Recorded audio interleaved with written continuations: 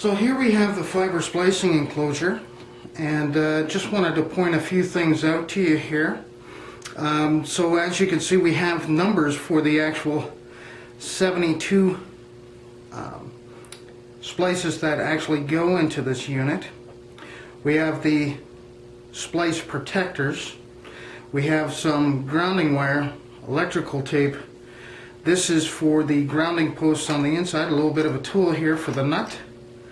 We have some accessories, some cable ties. We have the external locking mechanisms here, the tool for some of the bolts, and the screws as well, and the adhesive. Now there's also, as mentioned in the description, 3 of the entrances for fiber on both sides. As you can see, there's actual block there that you'll have to remove.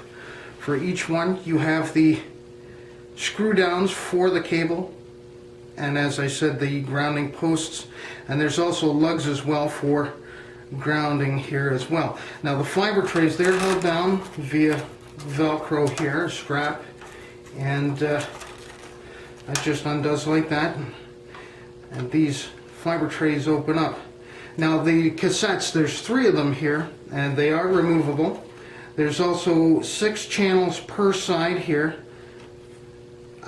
so 12 different spots. Now the thing about the fiber splice protectors is that they're stacked one on top of another, so each tray would hold a total of 24 splices. Of course, you can see that there are little hold downs for spare fiber and the entrance and exit for the fiber as well. I just close that back up, and I'll show you how I took the unit apart by putting it back together and where the bolts and screws go. So this goes on top just like that, and there are 4 screws and nuts. The nuts go on one side here and the screws go on the other, and the nut is actually held down by the plastic. It's actually in the shape of a nut. Makes it easier to open and close. This thing is like a tank, by the way.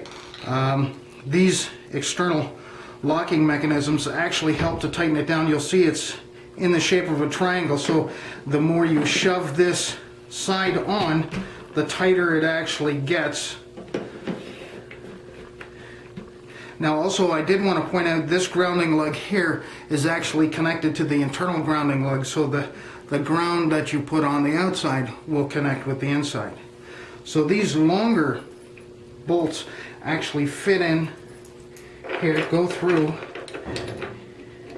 and lock down the unit. Here we go, and you would use this tool, that's why it's so long here, to actually tighten it down.